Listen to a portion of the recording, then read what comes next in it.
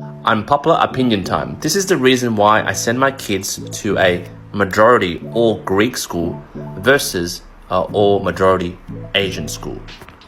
Before you blast me, it's not stereotypical.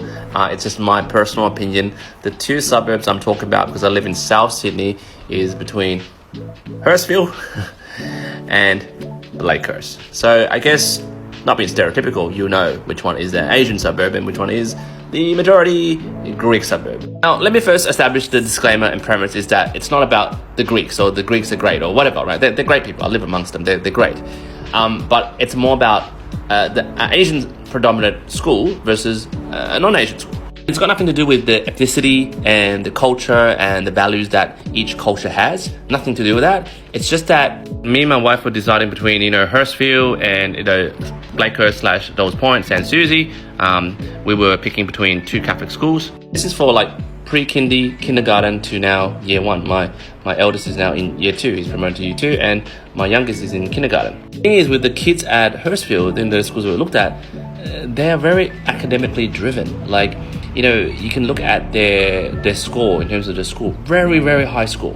Looking at year one to year two to year three, doing a bit of research, we found that most of the children there already have tutors. And the mindset that is behind the parents who send their kids there, they're very much driven by academics.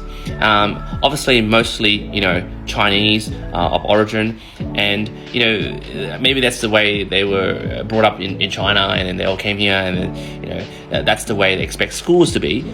I don't personally want my kids to be part of that. Not that good. I'm not good enough for them. I think they're fantastic, fantastic people there. It's just that I don't want my kids just chasing for that academics. I can't say it.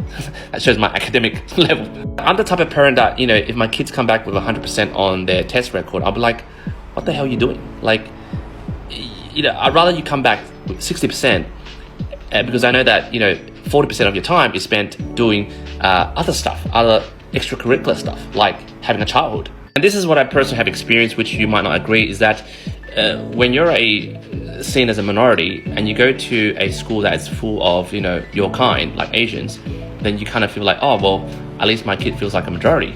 And then they get used to that kind of schooling system from, kindy to, year 12, Sydney boys and Sydney girls, all bloody Asians.